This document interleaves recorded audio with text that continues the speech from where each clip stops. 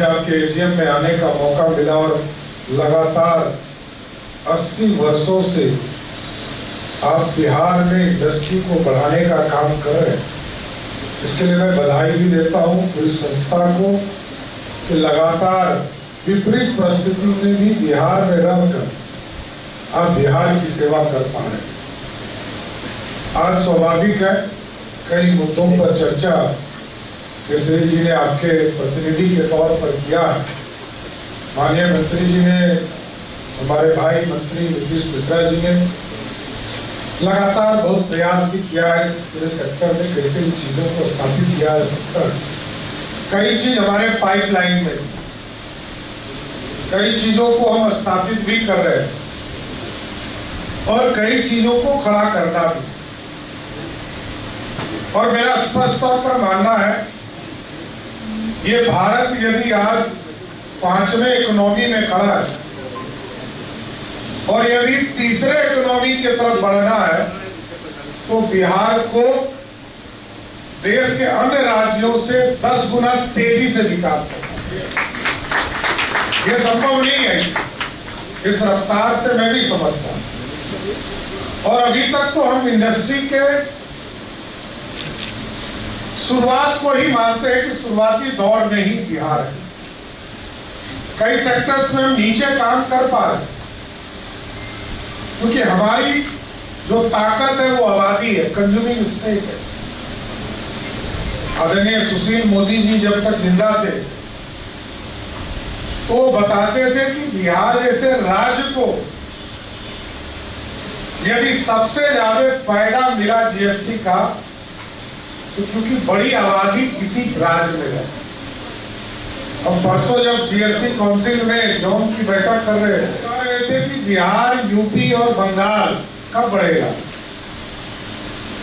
उत्तर प्रदेश ने तो अपना स्टार्टअप ले लिया है लेकिन बिहार और बंगाल फंसा हुआ है। ये बात सही है कि जो 2,78,000 करोड़ का बजट पेश करते हैं उसमें राज्य का हिस्सा 50,000 करोड़ भी नहीं रहा। तो ये हमारे लिए भी चिंता का विषय है। हम बिहार में कैसे स्वतंत्र डिसीजंस ले पाएंगे।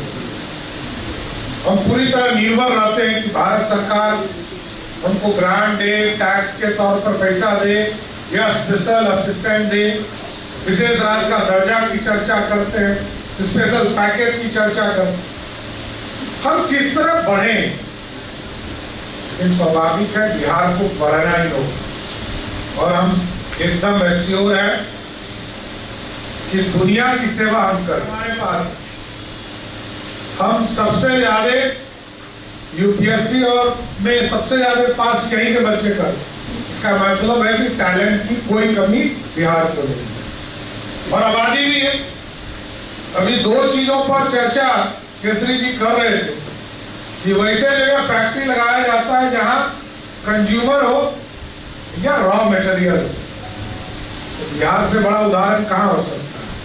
यहाँ रॉ मटेरियल भी है और 14 करोड़ का कंज्यूमर भी है। तो स्वाभाविक है इस चीज को हमको आगे बढ़ना पड़ेगा। नीतीश मिश्रा जी ने आपसे संवाद शुरू किया है और आगे भी इस संवाद को जारी रखकर आपके कठिनाइयों को दूर करना है। एक है कि जो हमारे बिजनेसमैन है, मैं बार बार कहता हूं, उसके चेहरे पर जब तक चमक नहीं आए कोई दूसरा हमारे यहाँ नहीं आने वाला। ये बात सत्य है। एकदम आश्वस्त रहिए। सरकार के लेवल पर जो राशि आपकी फंसी है हम इसकी शुरुआत तो इस साल जरूर कर देंगे। इतना जरूर राशि की शुरुआत जरूर करा धीरे धीरे, क्योंकि हमको भी कहीं ना कहीं से काट कर आपको देना पड़ेगा। और माननीय मंत्री जी से आग्रह करूंगा कि इसका प्रस्ताव जल्द भेजे। लेकिन इसके साथ साथ हमको एक माहौल भी बनाना। हम सभी लोगों से आग्रह भी करना चाहते कि हम अपने प्रदेश को और अच्छा करने में आपका सुझाव चाहें। आदरणीय नीतीश कुमार जी के नेतृत्व में लंबे समय से बिहार बढ़ रहा है, क्योंकि जो स्थिति थी उससे बाहर निकाल कर मुख्य धारा में नीतीश कुमार जी ने लाया, लेकिन अब और गति से इसको बढ़ाना पड़ेगा। इसलिए अभी हम लोगों ने भारत सरकार से आग्रह करके 4 एक्सप्रेसवे यहाँ बनाने का काम शुरू किया है, कई पावर प्लांट्स की शुरुआत किया है, और अभी हॉस्पिटल्स और एयरपोर्ट, क्योंकि हमारे पास रॉ मटेरियल है, हम यदि पैकेजिंग भी करते हैं, क्योंकि मार्केटिंग, गुड पैकेजिंग यदि आप नहीं करेंगे तब तक आपके रॉ मटेरियल आपके अच्छे जगह पर आपके बिक नहीं सकते, क्योंकि हमारे पास मार्केट ही नहीं। हमारी सबसे बड़ी आबादी कमजोरी थी, ताकत बन रही है कि मार्केट है, लेकिन अब हमको इसको इंटरनेशनल मार्केट में जाना पड़ेगा। अभी मैं बीटा गया, मंत्री जी ने कहा कि बीटा एयरपोर्ट कर रहे, तो जाके जमीन तो दे दो। तो मैं जब जमीन देखने गया तो सही में दोनों साइड पर, चाहे शुरुआत कीजिए या अंत कीजिए, दोनों साइड गांव था। मैंने मुख्यमंत्री जी से आग्रह किया कि सर ये तो एयरपोर्ट बनाकर भी हम कुछ नहीं कर पाए। पटना एयरपोर्ट लगभग 7000 फीट है और नया एयरपोर्ट जो बीटा में बनेगा वो 8000 फीट होगा। इसमें कोई बोइंग, कोई बड़ा ट्रांसपोर्टेशन का काम नहीं होगा। अभी मुख्यमंत्री जी को मैं धन्यवाद देता हूं कि उन्होंने सहमति दी है कि उस 8000 को 12000 करना है, जिससे कि इंटरनेशनल मार्केट में जा सके। चाहे वो पूर्णिया का एयरपोर्ट हो, भागलपुर का एयरपोर्ट हो या राजगीर, ये 3 जगह पर और जगह पर हम लोग एयरपोर्ट बना रहे हैं। तो स्वाभाविक है हम जब तक अपने चीजों को ब्रांड करके बाहर नहीं भेजेंगे। आज देखिए मखाना, दुनिया के किसी कोने में आप जाएंगे आपको मखाना मिलेगा, लेकिन पैकेजिंग दूसरे जगह का होगा। मक्का यहाँ सबसे ज्यादा उत्पादन होता है, लेकिन इसका प्रोसेस करता है अहमदाबाद, हैदराबाद।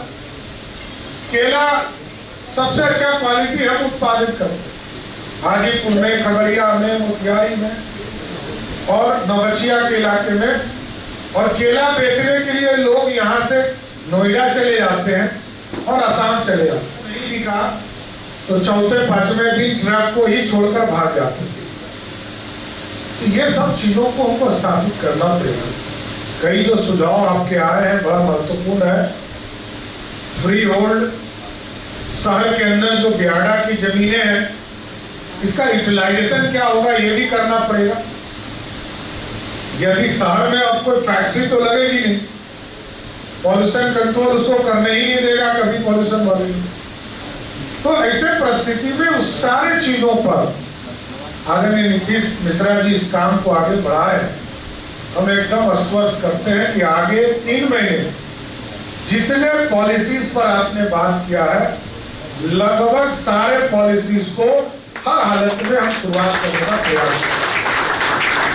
मेडिसिन के सेक्टर में ठीक कहा, हम लोग पूरा प्रयास कर रहे हैं। हम लोग लगभग पॉलिसीज बना चुके हैं। उसमें भी कोई सुझाव लेना हो तो इन लोगों से जरूर लेने का काम कीजिए।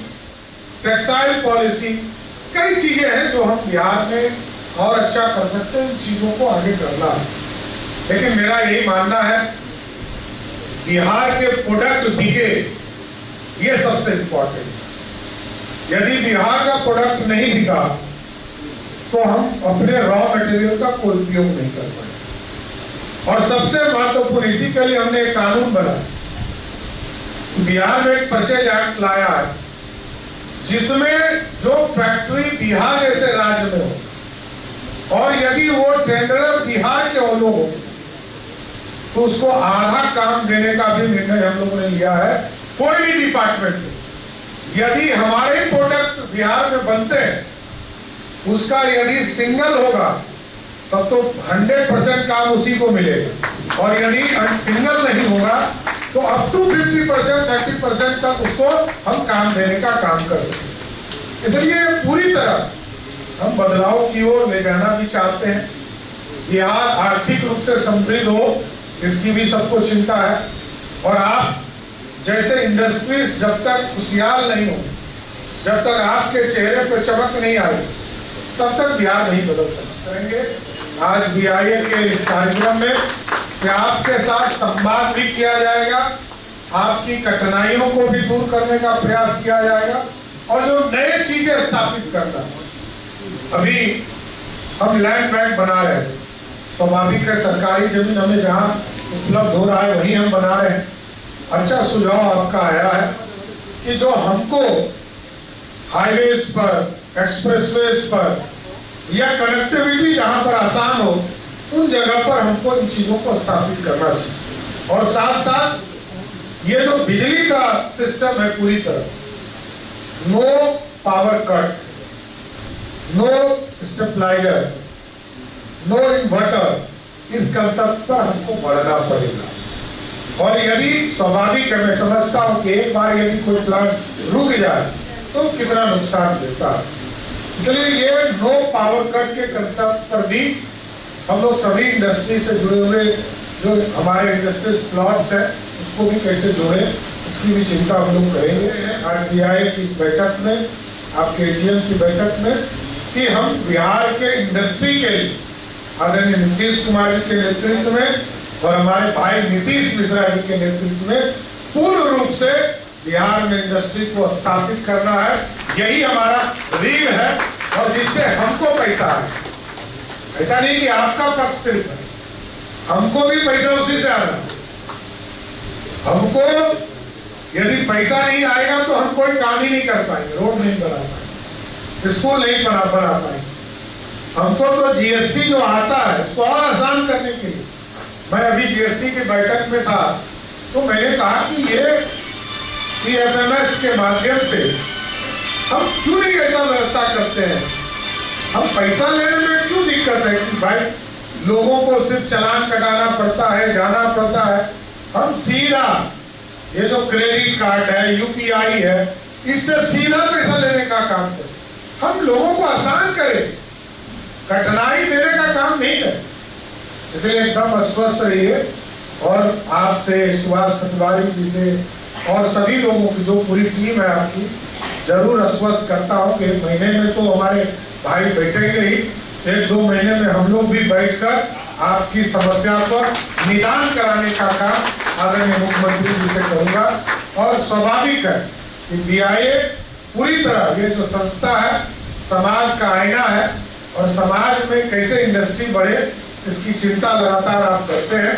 सबको मैं, आप सभी प्रतिनिधि जो आज चुनाव में जीते हैं और जो लोग सहयोग भी कर रहे हैं, सबको मैं विशेष तौर पर धन्यवाद देते हुए अपनी बात को विराम देता हूं। बहुत बहुत धन्यवाद।